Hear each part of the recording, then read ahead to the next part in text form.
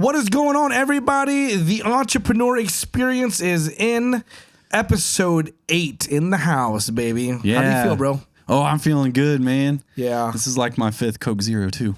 Yeah. If you haven't noticed, we love Coke Zero. I even did a reel about the consistency of Coke and how I took their example to create consistent experiences for our clients. If you haven't seen that, go to my social media page. You get a kick out of it. We love Coke Zero. And we're officially not sponsored by Coke Zero. We just want to put that out there. Yeah. But hey, Coke Zero, if you want to sponsor us, great podcast to sponsor, right? Right. And you're Coach Joseph Caro, And with a Jared Q. Taylor. And he's Action Coach South Kansas City. Yep. He does business coaching, and he's phenomenal. Right? Jared Taylor with JT Visuals. Visuals without the eye, because there's more that meets the eye. Specializing in some really high quality videography, testimonials, social media posts. Yeah, we're just so happy to be here. Yeah. And we're really excited to jump into this topic. What is it? So today, really, this excites me because I've nerded out on this, not because I know everything about it, but because I've literally hit the pavement and sucked at this for so long and really put my heart and soul into getting quality leads. Because as a business owner, you know, you can get leads, but those leads can waste your time. Right. And so the game is how to get market qualified leads that fit your ideal clientele base, because those are people that will most likely pay for your service more than ones who are just wasting your time. So yeah, today's all about how to get quality leads. Yeah. And really like to scale that too, right? Oh yeah. So, But I feel like if you know where to get them, then you can scale by doing a few things. Yeah. Putting more time and money into it, especially if it's on the digital side of things. oh, yeah, that's what I love. And then, you know, there's a lot of ways we could do it. But, you know, I got a reverse question, though, too.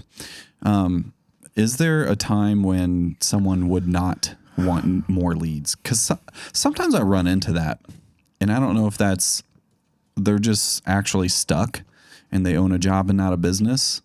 And so they got to get through that hurdle, or or they're not totally understanding or believing what I'm either talking about or what someone else was talking about. Right. Yeah, I do believe that there's a time where you don't want any more leads. Let's say you get really good at the game and you just have quality leads coming in from all directions, all your networking, your digital digital efforts. And let's say that, you know, those leads are either making you want to grow and scale, but let's say you don't want to scale. Let's say you want to work off of budgets and scale properly. And so you decide not to scale as fast as you know, your business is demanding you to based off the leads coming in. Now, sometimes you have a lot of leads and they're not quality leads, but I'm talking about if you actually have quality leads coming in excess, you know.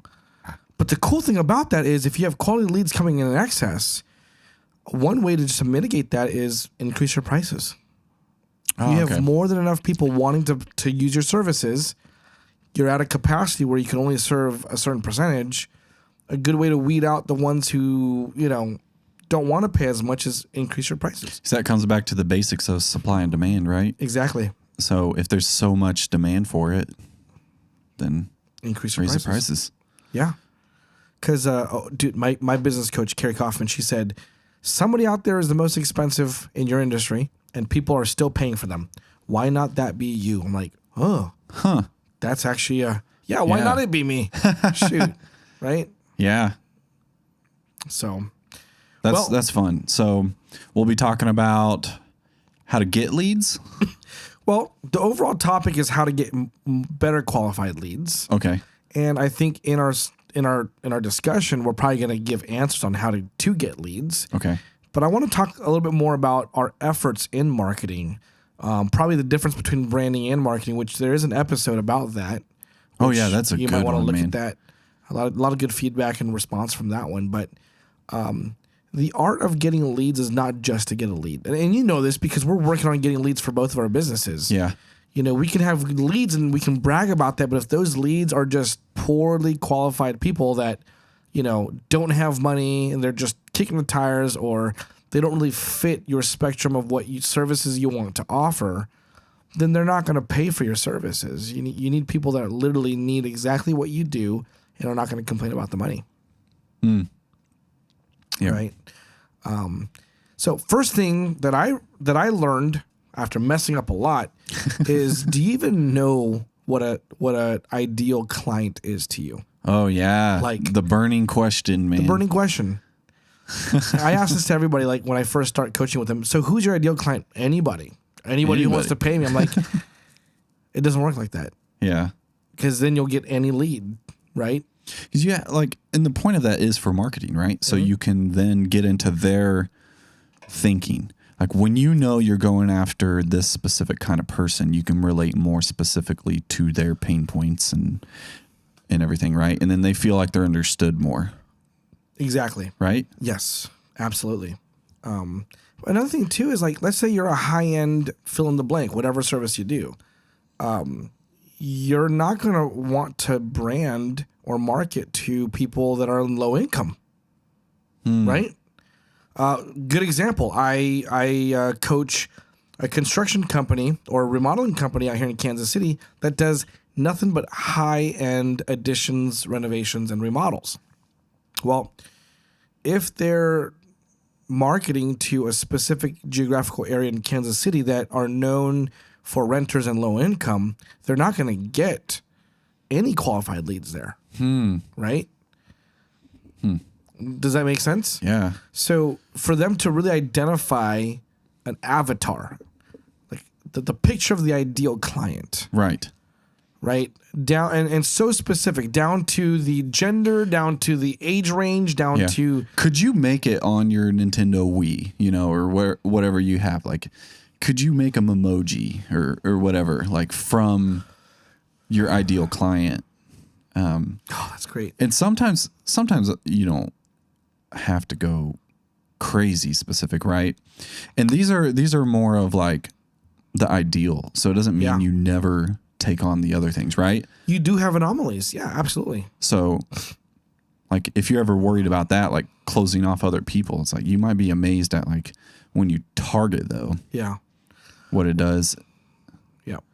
But you got like really in your last business, you got specific. You got really specific because you learned, right? Right. And he shared that in a previous episode, which you could hear more about, but it was was it duct cleaning? Yeah, so we did air duct cleaning, dry vent cleanings, and chimney cleanings in San Diego, California. I had a business doing that. Well, when we were on the journey of trying to find who our ideal clients are, because we were stuck in the same situation, like we're going to start to market, but who the heck do we market to get the best results? Because we were getting a bunch of leads, and we were converting at 95%. And our business coach said, there's something wrong here. I mean, if you're getting this many leads and you're converting them all, there's something wrong. I'm like, what are you talking about? We're like really good at closing. She's like, how many discounts do you give? And then literally, like we literally found out that we were discounting just to sell the job. Right? So was any of those leads an ideal client? Probably not, right? Or if they were, we discounted so fast that they just took the discount, but they could have been somebody who'd be more than happy to pay full price. So we got down to, it took us a whole year to figure this out. We had to identify all the clients and like grade them, A, B, or C clients, right? The ones that we would not do work for ever again were C clients. Okay. The B clients were kind of like, they were good, but they asked for the small discount, but they didn't give us any problems. And A clients were like, these are clients that didn't care about the price, didn't follow us around the entire house asking us questions of what we're doing. We're happy to write the check once we're done, Okay. Or didn't negate on their payment. And so once we did that, we were able to follow patterns and say, okay, male, female, age range approximately, gender, where do they live? What is their social status? So what we came up with? Because now you can think of like what websites do they visit? Exactly. Where do they go to network, or where do they where do they eat? And you can start putting yourself in those situations. 100%. In a recent new thing that I've just discovered is you can do like I knew you could do this in marketing and you could do it for like ads, but I didn't realize you can do it for leads. And there are programs out there where you can go like geographic specific to certain stores and stuff. Oh yeah. And then it's like, oh, here, like, especially if you're B2B, it's like most of their information's already on the Sure. website anyways. So you can be like, oh, this place, this place, this place. And you can get like a lot Yeah. to at least prospect and then qualify them. Right. Right. But Well, yes, exactly. Well, let me tell you exactly what we started doing. okay. So we found out the avatar was a white female between the age of 25 to 55 with an average of 2 children below the age of 5 that Okay. lived in a house that was worth about $500,000 or more. And the average salary combined was about $200,000 plus. Like we got so detailed down to that where I could Wow. literally do an avatar, and it was so crazy. It was really crazy how we were able to do that. Like we got down to the gender, the what I mean, the race. I mean, it wasn't like it was a racist thing. It was just who were the ones that. And so when we came to air duct cleaning, we found out that it was typically a mom that stayed home or was at home more with their children that was concerned about the overall air quality because they're taking care of the kids. Of course, the guy wouldn't call. Do I ever think about that as a man? No, but my wife who stays home with all You the think kids. about, I'm going to add it to my list to fix it, and then Exactly. I'll do it myself, and then I never get to it. And my wife is like, I'll find a professional to do it, right? So that's exactly you what don't. That happened. you aren't. Not that I'm not, Yeah. but that's what we found out. It was 90% of the time it was the Okay. female in the relationship that influenced the decision. Who paid for it? The husband. Yeah. All right. You want to do a live coaching real quick? Okay. Can we narrow in my ideal client, or do I got to start getting more data first? Because I have theories. What do you think? So I have theories. The best kind of people that I know love the service that I do are in a coaching umbrella. So that can be a pastor, it can be a business coach, it can be someone who's good at speaking, or they have something like even for a different kind of industry, like an HVAC. Then they realize, we got to coach our audience, or we have to re-educate. So there's this common thread of re-education and awareness. Yeah. And then so that, yeah. Well, you just talked about 2 different industries. You talked about the coaching industry and you talked about HVAC, which I would say lumped some into like home services maybe. Oh, okay. Can you be general like that? And then maybe. You can have several avatars, yeah. Oh, okay. But I think that like if you You just take an ideal avatar. Right? Yeah, like our avatar was very simple because we were business to client and we were specific to air duct cleaning, right?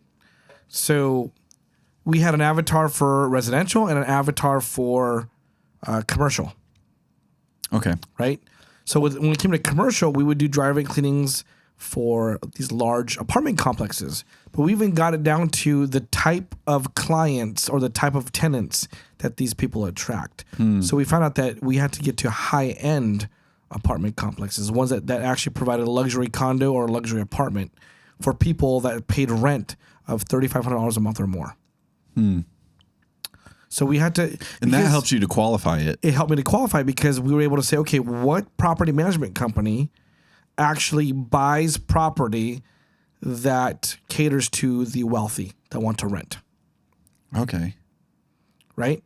So it scratched off a lot of property managers off our list, people that manage properties in the ghettos and all that kind of stuff.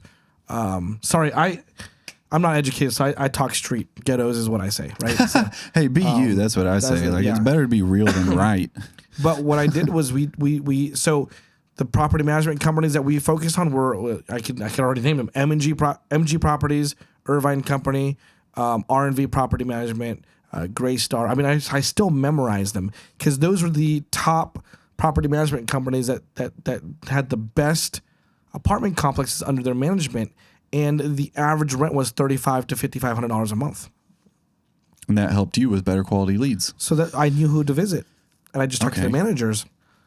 That's Because really they wanted vendors that were not just the cheapest, but that would also represent them in cleanliness and also treat the tenants with respect with their things in there. So how did you go about contacting them or have your team or whatever? I was the guy mainly that just went around to every like apartment complex, and then I went into the office and I asked for the manager and I said, "How do I become a vendor? I would love to be your vendor. How do I become a vendor?" Okay. I asked enough. I So finally got in. you literally step foot in there and Boom. Yep. Sales 101, ask for the business, right? So yeah, ask for the dang business. Sorry. Choking there. No, so I lost my voice during the Super Bowl. Yeah, I'm still okay. working on it, and my throat's been itchy ever since. So, so like that's like Avatar. So I think for you, if you want us to quickly do that, like, and I know your business, so I might be able to influence this just a little bit more than just asking random questions. But okay, I think the first thing to do is talk about what industries do you like to work with the best that don't give you a lot of pushback. So what industries actually that would cut off value- into like a budget area there for me. It would. But at the same time, too, like you could think about it. All industries need your services. They need video. They just don't know it. So it might get to the point where you say, okay, because you're such a premium service at a certain point, maybe the businesses that already have somewhat of a good marketing plan will value you more than somebody who says, I'm just starting off. What do I do to get better leads? Because now they're competing between what the website company is telling them, SEO, Google Ads, all this kind of stuff. Right. And then you're like another addition to that. Like, what's more important to them at the moment? Getting a website done or getting videos? Yeah. You know? And you might be fighting with that just a little bit more. Definitely if they have a website, that qualifies them more. Like, Right. They got to have that in place. So we could add to that. So do they have a website? Do they have an active social media presence? And are people doing like little selfie video reels on there because they already value video? So Yeah, those are good coaches points. right now, the younger coaches, they're doing a lot of that. So that's why you probably do a lot with coaches, including myself, because we value the branding of what videos do. Yeah. So that's other things. Okay, Okay. cool. So do they have a website? Is it a beautiful looking website or an inky dinky one that they threw together by themselves? And I can test it like if I visit their website and then I see sponsored ad from them, then I know they're primed and ready if they don't have video. Have they worked with a video company before? Do they get professional pictures on their website? Like those are all indicators that they value somebody else that's more professional than them to do it for them. So that already kind of gives you, and then you do some research. How big is their team? Do they have their own building? Because you start making assumptions based off of what they're bringing in annually. Because honestly, let's be real. You have a company just starting off and they're making less than $100,000 a year, and they have 3 or 4 people in the business. You think they're going to have a budget to do what you're doing? No. Probably not. In fact, they're the ones that'll think it's a good idea, but hold off for 2 years, you know? Because they don't have the budget for it. Yeah. Which is fine. You can help. But how much time do you waste getting to that point and then they tell you, hey, we got to hold off for a year? Right. How much time do you waste? A year. Right. So I think for you, it's like, what are specific industries that you do really well with? Like, for example, I'm a business coach, but about 70% of my clients are in home service in some type of construction or remodel because I used to be a contractor. So I attract those type of people. Yeah. I attract the males, but you know who typically helps the males make their decisions? Their wives who help them run the business. It's kind of crazy. So you start looking at patterns like that. Yeah. You know? And you are what you attract, right? Exactly. So if someone doesn't know their avatar, do they just start describing themselves to a point, maybe? I'm not sure. Or do you describe? Well, I mean, when it came to the chimney cleaning, the duct cleaning business, I wasn't a white female between 25 and 55. Yeah. You know, my wife wasn't either. She's Hispanic, and we were low income when we started the business. You know what I mean? Yeah. So, And that's after an actual study, though, right? that's after us doing market. So that's our actual. own. Yes, it was actual. It was the patterns of, and we have to also decide, like, the ones that we're actually counting in this test. Were we happy working for them? Right? Because an ideal client you actually want to work for in most cases, right? Right. So for you, it's, you know, and another thing too is I know that a lot of people that do videography, photography, all that kind of stuff, one of the ideal clients, their title has to be a decision maker in the business. Right. Right? Like, I learned that. Like, I've learned that. so I don't know how you could put an avatar towards that, but it could be something similar. But it's like The marketing director that can make decisions in a business that does $1 million or more, that's in the industry of either coaching, personal improvement, or home services. Yeah. They have a website that is very functional and a very active social media pages on Facebook and Instagram and LinkedIn. Yeah. They have And a marketing team. And a marketing team. They've already done some professional pictures and videographers in the past. That's your ideal. Like, I don't know. I'm just kind of making that up on the fly, but yeah, you're starting to hit it though. you have to really, because what happens is when you start networking and you start talking to people that are not like that, you're going to start getting frustrated that you're not getting the results that you want. Okay. You're getting people that says, I don't have the budget for you. Do you want to trade services? It's like you can only trade so much before it's like tapped out. You need to make money, right? Yeah. I heard a story from someone that you coached. I don't know that I can share live, but I'll speak in code a little bit. Maybe you'll figure it out. But and they recently started doing that whole niche down thing, which by the way, I'm team Knights who say niche. Niche. Niche. And it's crazy because you feel like you're cutting out people when you make an ideal client or specifically avatar. Yeah. But it actually ended up helping them. And they said they're starting to get a lot more business. What industry? Just, I want to guess. I can say it's chiropractic. Oh, nice. Yeah.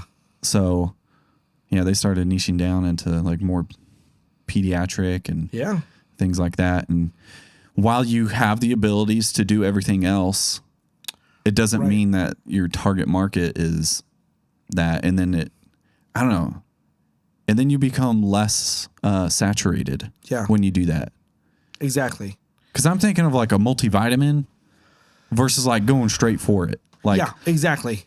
Well, that's a perfect example because I used to take men's multivitamin and thought I was doing good until I found out I was vitamin D deficient.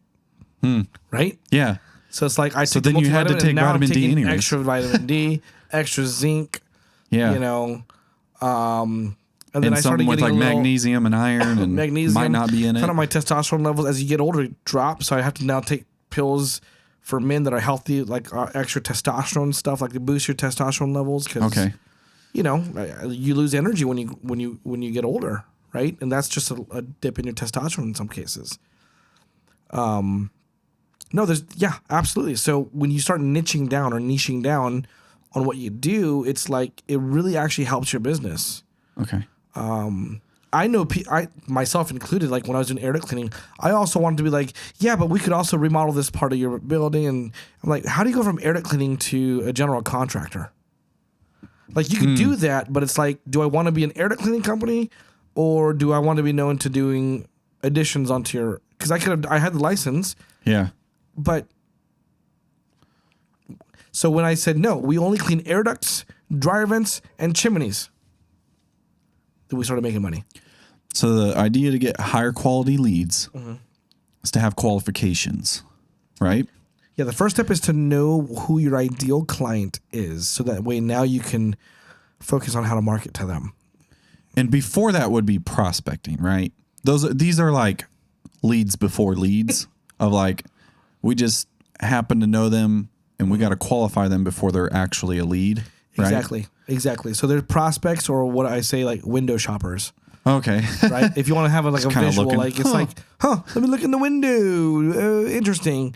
At least when you qualify them and they say, okay, I like that, and they walk in to the shop, right? That's like a visual. I love this visual. Yeah. Let's make a movie of the visual. No. B-roll. Huh? Yeah, there we go. Yeah. B-roll. He's showing off his language here. Yeah. Yeah. So what's very common now is like when there's a Google ad that goes out or something an inquiry online, a lot of companies are asking questions first to qualify the lead. Okay. Like for example, a remodel company that's high end. Do you think it would be important for them to find out what their budget is? You know? So I actually have a company that does this. They're like, hey, so tell me what you want. Sorry. Why it's important for us to do this remodel. What is your ideal budget to spend? And what is your time frame on it? Name, address, email address. So there's a lot of information on there. Number one, what do you want? Is it in our scope of work? Okay. You know, how important is it for you to get this? Are they kicking the tire and just thinking, or is like, no, we need this because this addition, because we're about to have a baby in 9 months and we have no room to put the crib, right? Okay, now there's like a way to kind of convince them to go faster. What's your ideal budget? If I'm a high end, you know what I mean? Like, you're not going to get this addition for any more or any less than $40,000. So they're like, yeah, we're thinking about only spending 15 grand. That's also a disqualification right there. Then name, phone number, data, email address, data, home address. You can see where they live. And you already know in whatever area what the medium income is. So you already have all of those qualifications. Okay. Boom. You can qualify a lead sometimes like that. Are there jobs or industries or anything that does all of this for someone, for a business owner? Like a, I don't know, a lead researcher or something? I'm pretty sure. But we use a CRM system called HubSpot. Oh, okay. Not a sponsor. Yeah, that one's kind of pricey, but because of my franchise, we're like a lot of us are using it, so I invested in it. But Zoho does this. So there's a lot of CRM systems. Yeah. But we have a website connected to HubSpot, and we just put a link in there, and we tell that link what to do. So it's literally like a questionnaire landing page. Okay. And then we get the inquiry via email, and we see all the answers. Okay. So we do that for our coaching clients all the time. We ask questions like, what's your business? How long have you been in business? How many employees? What's your average annual income or revenue? Those are all important to me because I can't coach everybody. My team cannot coach everybody. There's only a few of us. Right. But even as we grow, we're not interested in getting low quality leads. We're looking for companies that really buy in. One of the questions is, what do you want out of coaching, and how dedicated will you be if you had a great mentor or coach to staying with them? You know what I mean? Yeah. How much are you willing to invest in coaching, time and money? I've heard this I've heard this question. I like it. Like, I love being curious, but when you're trying to qualify someone, a question you can ask is like, are you serious or are you curious? Mm-hmm. Oh, that's a good one. You know? Are you serious about this or are you curious? Yeah. I've seen people even put that like on their website before you even fill out a form, like, warning, this is only for serious, you know, people serious who inquiries only. Yeah. Right? Like, yeah. So that's that's like this whole process is the qualification of your leads. Okay. Right? So there's no steps that I have here, but number one, know who your ideal client is. So if you have an intake system to qualify the leads, it'll be easy if you know what your quality leads are. What if you don't have that? What if you're more of a like in person, you have to have a discovery call or something like that? What if that's your system? There's no questionnaire online, but it's like, hey, they come, right? Do you know how to ask the right type of questions to qualify your lead at that moment? Right. And even serve your team too. Or have your team do it. Yeah. That's what I've been working on recently too, like a discovery call process, because I mean, that also helped with, you do that, don't you? Yeah. Yeah.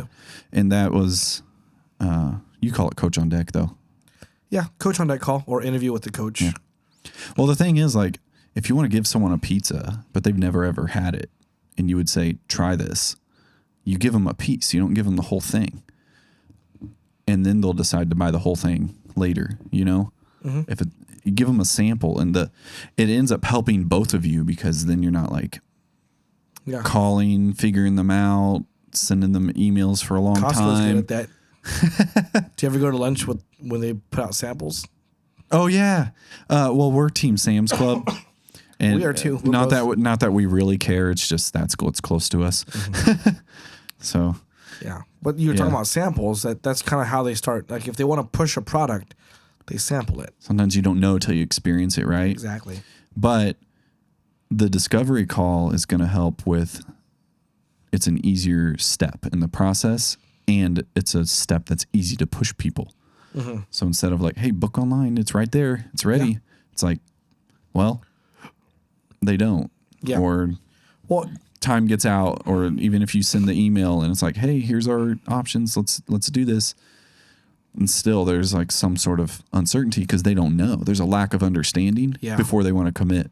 And that's what the discovery call helps with, so that it either solves the lack of understanding or qualifies and unqualifies people. Sure. So if they're unqualified, then we just had a nice 15-minute chat. It's not like I'm not like making this thing a whole hour long. Sure. It's not like a consultation. It's just like, hey, are we a good fit and are you a good fit? Exactly. Well, I always try to give some type of value, even if somebody doesn't fit, because in my industry as a business coach, businesses can scale and eventually become one of your qualified leads. Yeah. So, okay. Number one, I always collect their data. That's the most valuable thing. I mean, I've had clients that have converted last year that I've been dripping on for 2 years. Right? Okay. So you collect their data.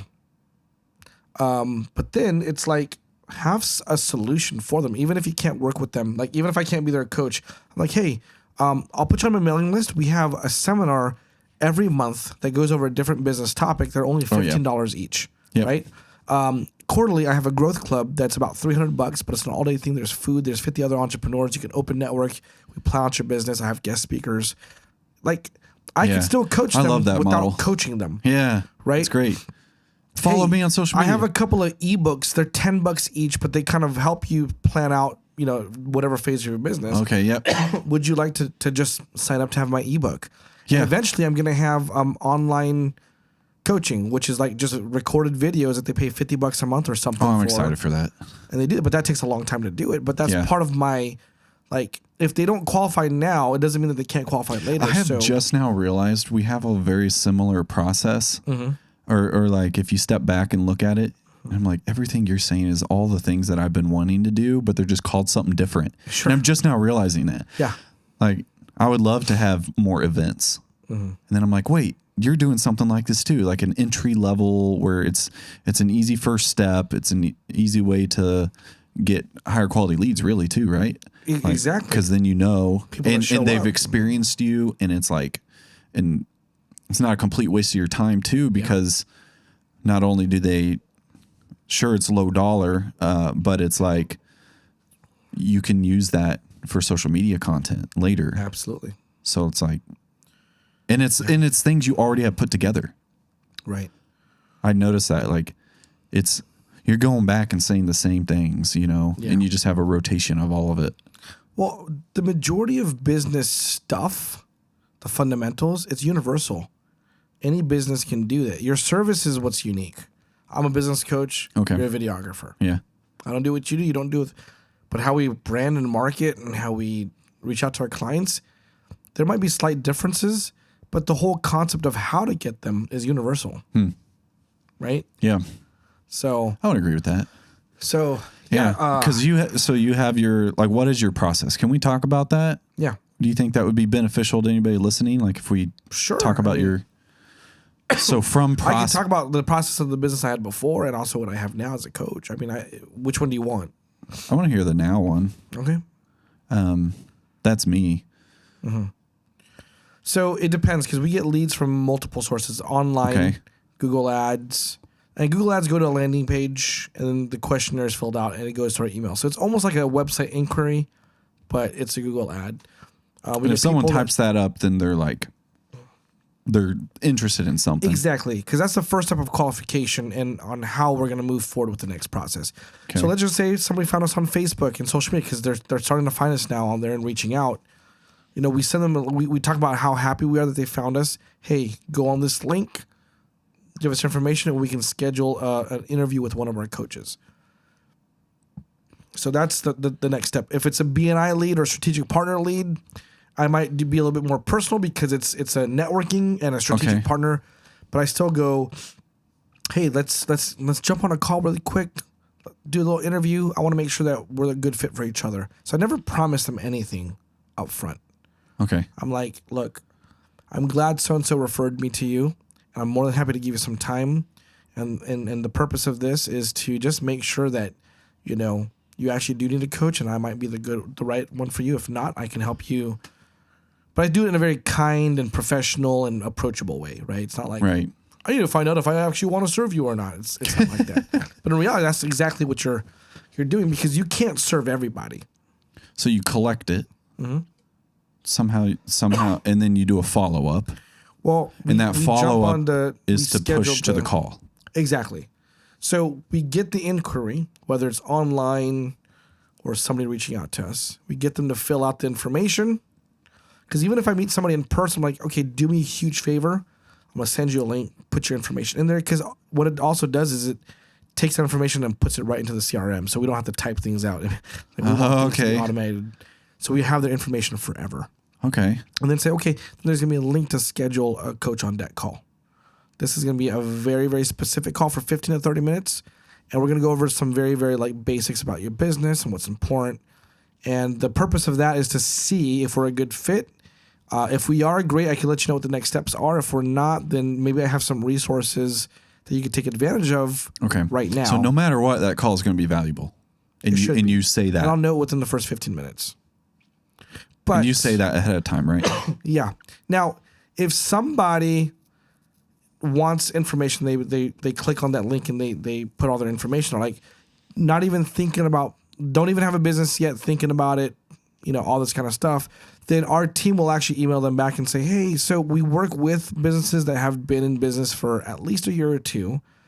And since you're just thinking about it, we actually do have resources for you. Come to a growth club, come to one of our seminars so you can actually learn how to build a business. Because we don't want to waste anybody's time, bro. Like ours especially. Yeah.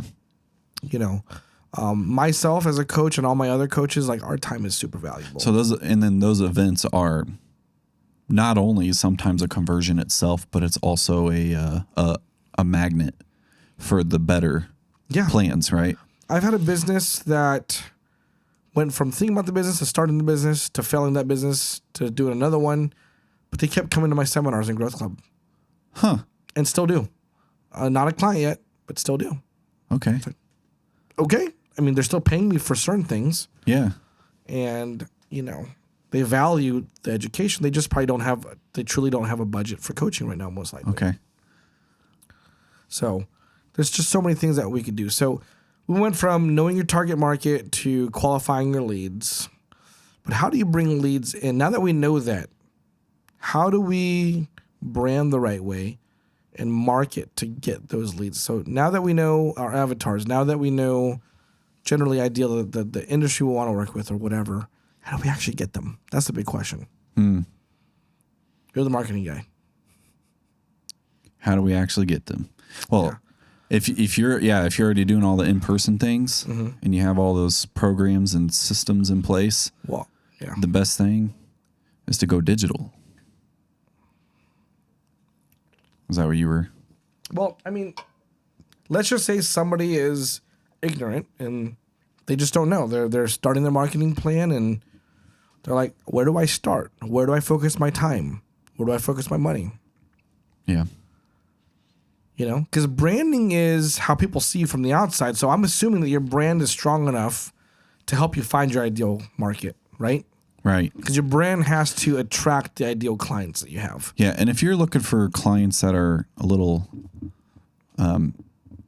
more premium is a nice way to say it, then maybe don't have a Gmail as your main contact. Like there are like red flags that people look for. So that's where like branding can come into play. So also don't be low on your bids. Most people that are premium don't even go with the cheapest person because that's a red flag for them. Yeah. I'm thinking more in context of what are some strategies, just some basic because I'm assuming that the branding is done well. And I don't know if we have time to talk about branding, but I think it's episode 4. Yeah, you'll see. It's a title. Branding and marketing. We talk about the difference between branding, the difference between marketing. So I'm talking about now, we're assuming that the branding is consistent with the ideal client. Like it's speaking to them. Yeah. What are some marketing strategies just to give our audience some answers that they could do to start getting those leads in now that they know how they look and who they are? I would start like broad and do your 10 by 10, Ooh. So like what's a 10 by 10? The 10 by 10, you like go 10 wide of 10 ways, which this whole thing could be based on marketing, and then 10 by 10 ways, like, social or like not 10 strategies wide. Yep. And then you go 10 deep after that. And like networking, that can be one. That's marketing. Door knocking or whatever, soliciting or something could be one. Print material could be one. Well, no, that would be more physical. Yeah, that's Physical, and then print is just one deep from that, like documents and email headers and trinkets, like things that like you would give to people, mugs and gifts, and that's what you can do with physical. And then you go digital as well, or you would like social media can be its own, I think, and then the website, you know.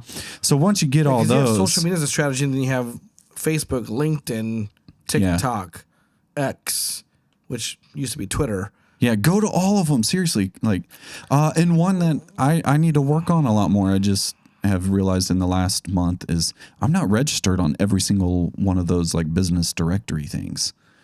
And I have heard that you need to do that. And so it's like, I've done several of the main ones I can think of, but now I'm finding sites that tell you all of them. Yeah. So check this out. When I do my seminars, we only used to put it on Eventbrite and LinkedIn and Facebook as an event. My marketing gal, Nicole Crocker. What's up, Nicole? I know you watch it a couple times. She was like, are you on every business directory? No. So we started putting it on like 20 different directories, I think. I got to ask my staff. But I mean, when I say 20, it's just a lot more than what we were doing. Yeah. Dude, my last seminar, I got like 5 people that found me just organically. I'm like, it's crazy. Okay, it does so like work. hiring an expert, like sometimes this doesn't have to be on you. You just put it in the plan, and then you can either hire someone or just start networking and talk to the right people to get this in place, which that's what happened for you. Another like specific strategy that I've learned recently is to like just actually put yourself in the shoes of those ideal clients. And what are the questions they're asking? So then go and be a resource for them. And that also helps. That would be in the digital plan. Yeah. Go to like this site called answerthepublic.com. You can type in certain keywords, and then it'll give you actual research from actual search results of what people are really asking about that. Like I typed in masonry one time, and then they're like, can it be painted? It was the #1 question. So now imagine if they had a blog on their website that answers that question directly. So when someone types that in, they have a chance to score for that. Well, if you also do a blog on your website with those words in there, and somebody types in, can I paint my masonry? Because of that blog, and because it has a lot of those keywords in that order, it's going to pull your blog up, which is attached to your website, which is already branding and marketing right there. Yeah. And if you have that SEO expert or advertising expert, it's tagging them. Yeah. In an anonymous way. And then when you make a video for an ad, you can retarget those people that have visited your website. Oh my gosh. Yes. Retargeting is like a huge deal. Dude, retargeting is huge. Email list. That's technically retargeting. I do retargeting ads. Anybody who's looking at business advice, business motivation, all that kind of stuff, my Facebook, YouTube, and Google ads might pop up. And it might pop up every day for 30 days. And now that you have your ideal client too, you can, like, I know you can do this on Google. I haven't found how you do this on Facebook, but you can go and make Google ads based on other people's websites. Yeah. Because Google knows that you visited your competitor's website. Oh, yeah. Don't do that. So if you have your ideal client, you can just start thinking, what are they looking up? Well, they have 2 kids. And so I know in how old are their kids, you know? And then you can be like, oh, they watch Coco Melon or something like, and you could really get into specifics, and that's the power of an ideal client. Well, have you ever like said something and then all of a sudden Facebook ads pop up? Like, for example, I talked about taking my wife on a cruise. Guess what was showing up for 30 days after that on Facebook? Yeah. Best cruise ship deals. And I'm like, how the heck did it know that? Which some of that's going away now. Because we're in this era of businesses love the data, but the consumer, like, and you think about it, sometimes it scares you and you don't like it. And so people, like, they've been held accountable so many times, these big companies that collect data, you know, and Facebook and Google. And so privacy is a huge deal. Yeah. And now on that side of things, those large companies like Google, whenever they say, hey, we're making a change for your privacy, it tends to start having a better reputation. Well, I also think too, like when they start something new, nobody cares. But then when it becomes overbearing, people start complaining. And so things have to constantly change when it comes to digital crap. That's exactly what happened. So Google's turning off the thing called cookies, which is what Oh yeah. tracks you. Every time my website says it has cookies, do you wish to proceed? I'm like, chocolate chip, Oreos, what? Yeah, I know. Cookies, Which is really just a tracking code, and it's anonymous, but whatever. And it only knows based on your They probably have a different way to machine. track you now without cookies. So Well, that's exactly why they're saying they're getting rid of it, and now they're going to make it like browser based, so it's built into your Chrome browser instead of like tagging you as a person. Yeah. So it's kind of like decentralization, except now Google's the central of it. yeah, they'll be for a long time. But Yeah, when you visit a website, it'll tag that inside your Chrome profile anonymously, and then come back owner, anonymously later. And as somebody who offers those things, like we take advantage of those things because our ads can retarget. Yeah. So, I don't really look at it like, oh, this annoys me anymore. I'm like, well, I do the same thing. Yeah. Right. My ads do the same thing. So in some ways, It's I a like numbers it. game. It's a numbers game. Like not everybody's gonna click on it, but it gets in front of the right enough eyeballs. The right one will click. Hey, how many times has your wife or you bought something on Because a we Facebook kept getting sponsor? bothered. Yes. I Like, did for that. real. And then I bought how- a knife sharpening set. The Okay. little ones that you roll because I just kept watching that. And then, how many times did you see it Like before? 19 times probably. Okay. 19. Yeah. So it works, but you got to keep trying it. It's consistent. Right. So can I go back to what you said about the 10 by 10? Yep. Because the 10 by 10 is 10 strategies of marketing. Because really, marketing is about how you communicate your brand to your ideal client. It's the avenues that you communicate. Branding Put yourself is out in the market. how you look to your ideal client.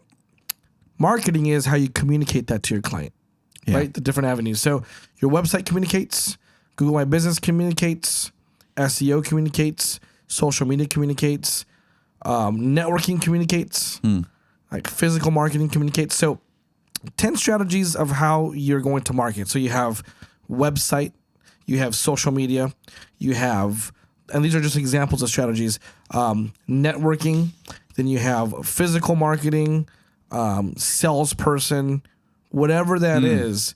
And the whole concept is to get 10 wide on strategies, and in each section of strategies go 10 different ways deep. It's easy with social media. Social media is a strategy. How many different ways can you put that message on social media? Well, you have Facebook, Instagram, Twitter or X, LinkedIn, TikTok, Pinterest. Pinterest is actually a big SEO thing right now. Yeah. Right? I literally did a Google search the other day and it brought up Pinterest. Yeah. I was like, oh, this is what I've been saying. It's Google, it's YouTube, and then Pinterest are our top 3 SEO things right now. Because a lot of people are on Pinterest just putting all their stuff. I recently learned too, just from surveying regular people that I know, and a lot of them have been saying sometimes they don't even go to Google and they just search on Facebook. So it's like, are you discoverable on there? Or sometimes they search within their groups. So this was a new thing I'm going to tap into a lot more, is like certain common groups where I can be a solution for them, and not that I would go in and sell, because a lot of those don't go well. Nice rhyme. But Sell doesn't go well. Yeah. But they'll go in that group, and if you ever made a post or like a, what do they call it? Like swap and shop and like Something things like that. And you can go in there, but if they search it, sometimes they'll be like, oh, in this group, I know there's credibility within this group. So now I'm going to go and search for video. Yeah. And they say they do that. And that surprised me because I've never heard of that. Well, what was I going to say? Facebook is a search engine tool now. But you know which one's number 2? Google's still number 1. Yeah. It's YouTube. MeTube. So on YouTube, they have these things called YouTube Shorts. They're Reels. Oh, yep. Dude, we put our stuff on there. Yeah. We put ads on YouTube. There's so many motivational videos that people watch for business. Guess what? As a business coach, I'm going to advertise on that. Yeah. Why not? Why not? So those are different ways you could do it. Now, funny statistic, but not so funny because it really hurts business owners. How many average strategies does most entrepreneurs use when it comes to marketing? 2? 2. I know I said that. Is it really 2? How many strategies on I bet average? one's word of mouth only, like, right? A lot of people, I'm word of mouth. I've been doing this 25 years. I'm like, okay, the next 25 years, that's not going to work too much. Yeah, you hit a ceiling on that. You do. And it's either feast or famine for most businesses because, but anyways, most of it is too, like word of mouth and probably social media. There's a lot of companies now that don't even have a website. They just have a strong social media presence, which says a lot. They can still get business. Yeah. But most people only have 2 strategies of getting leads. And most of them are in the digital. Like it's just digital. And what happens when an algorithm changes?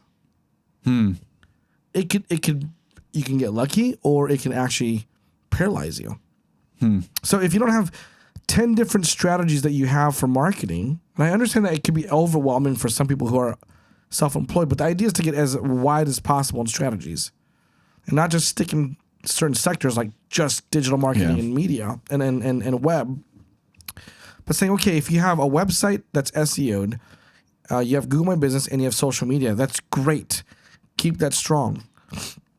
Now let's talk about networking and actually building relationships with strategic partners that have clients that you can actually serve as well. There you go. What about if you're in an industry? I know a lot of home service businesses still do mailers, and they make a lot of money off of mailers. Yeah. When we launched our church, I did the mailer for them.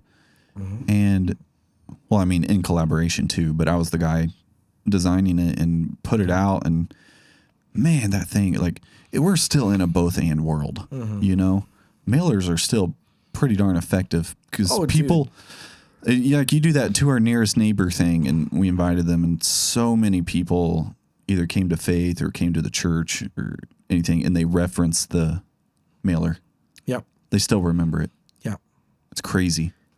And if you do all these things right, you will get ideal clients. I mean, market qualified leads, MQLs. And now it's just on you to convert them. That's a sales skill. You have to learn sales on that one, but... That's where I am too. Yeah. But when it comes down process. to finding quality leads, like you have to know exactly who your ideal client is, again, where they hang out. You got to refine your process to qualify them. And then once you got strong branding that speaks to that general population, that general avatar, your marketing efforts need to be so aggressive, targeting those communities, targeting those type of people. Because like Facebook, you can do ads, but if you don't target it to where you want, they're just going to go out and get wasted. Right. Like I remember we were able to do like, hey, this general area, like pop up on people's phones while they're on Facebook. Yeah, location is not it alone. Nope. Yeah. Actually, Facebook's weird now, and they're starting to say like that's not something to do anymore. Whatever. But that was 6 years ago for me. Like we were able to do that, but now, but there's always a way to target a certain demographic. You might not be able to say white, female, blah, blah, blah, because it's like, no, they don't do that. But you want to say, okay, where do the majority of my target markets, like what areas do they live in? And you can do it based on interest too. Yes, so it's like, you can. Hey, people that like the Joe Rogan podcast are going to like the entrepreneur experience. Exactly. And you can find those. Or people that have bought house cleaning products like dusters and vacuums with HEPA filters might want air duct cleaning. Right? Dude, imagine if you could like really specifically call it out. Like, I don't know. What if someone doesn't like Windex and they're like, oh, I keep getting Windex ads, but they want their windows cleaned. And then you knew that. And so you target Windex as a website someone visits. But when your video comes up, you go, are you tired of seeing Windex ads? Because you can your brain always thinks like that. So funny. If you just call it out like where they are, it generally it just relates to them. Yeah, I know I've done that. I'm like, are you a video production company? Yes, I am. Are you only doing 100,000 a year? You're going to get screwed. And I was like, oh, what? I'm doing less. Are you capped out because you're the only one taking the videos and editing them and sending them and marketing and selling? Yeah. Yeah, I like that. Because then it's like, oh, that's me. Yeah. Oh, that's me. Yeah. Oh, that's something me. that I do is I actually cater some ads to specific industries. and we'll even like create a landing page that looks like them. Like if I wanted to target window cleaners, Yeah. I'd be like, are you a window cleaner? But you're kind of stuck like everybody else. It's just you. You clean the windows. You get the new clients. You make the sales. You invoice. You bill. You collect. And you're only making $100,000, maybe even less, but you feel capped out and burnt. I'm looking for window cleaners in the Kansas City area that I can coach in a group. Like, I don't know. I just thought about that right now. Dude, another strategy I've been like looking at, and I've kind of done it, but not fully implemented yet, is if you've done work for someone that you enjoyed, and they have their own network of people, you know? And if they are active on Instagram, go to the Instagram profile of the person you did work for and look at who they are following. Oh, yeah. And then when you look at who they are following, you know either they're just a fan and they're distant, or they might know them. So then you can be like, oh, they know this person, and this person could be a good client for me. And then when you go to your networking meeting, you just called out, like let's say a barber is like, let's say that I did work for a chiropractor, and I also want to do work for a barber. And then that chiropractor that I did work for is following on Instagram a barber shop. So then I go to the networking meeting and make an ask or a text. You could even do it a text, and you go, hey, do you know anybody in the barber industry? I'm looking for people, you know, and you dude, I do that all the time. Like, do you do that? Well, I'll go to new networking groups, like when I used to do that a lot, and I'd look at who's there and like who I actually want as a client or ideally. And then I'll give a story that's similar. Like, oh, I have a client that was, you know what I mean? Yeah. For example, at my networking group on Tuesday, there was a junk hauling company. Well, I knew that I got a lot of success coaching a junk hauling company in San Diego. So when I saw it, I'm like, I'm just going to say a story about them. And that person might come to Growth Club. Dude, so, okay. I don't know. Hey, and you did stories. Stories are way better. There's like a saying I've heard. And what is it? Something tells. Facts tell. And stories sell. Or something like that. Yep.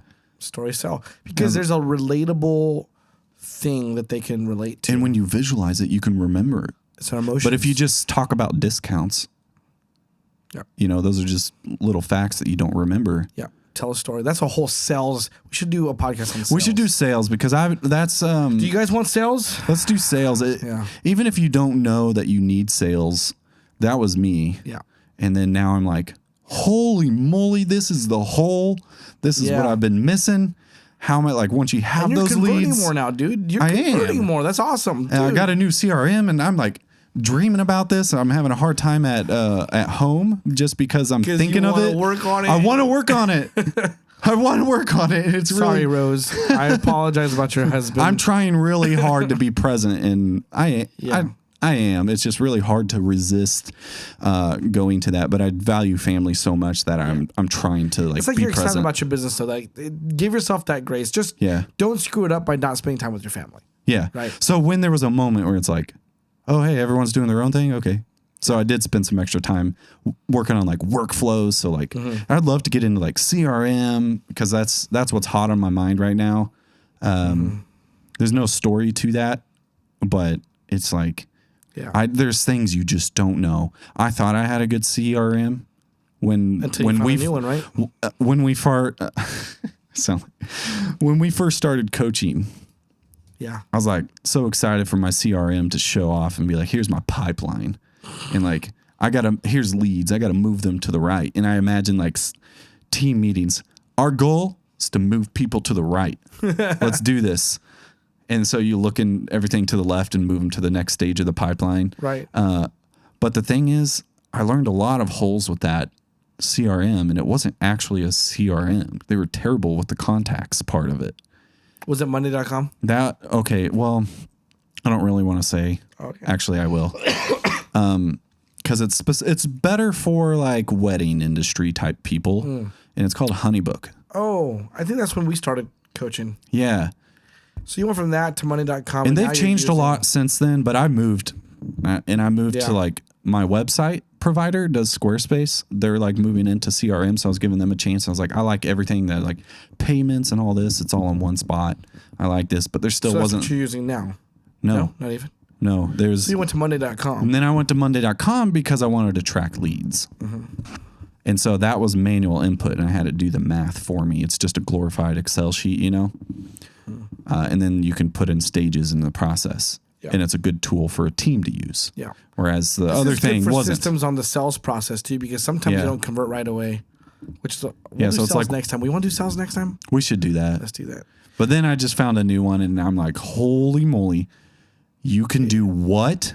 Yeah. Well, the goal should be to stick to that now. Yeah, I know. It's like, this is almost too good to be true. What's happening? So I think somebody's at our door. Oh, Let's. sounds like nails. Hello? What? Who is it? Oh, it's my wife. Bring her on. Share the mic.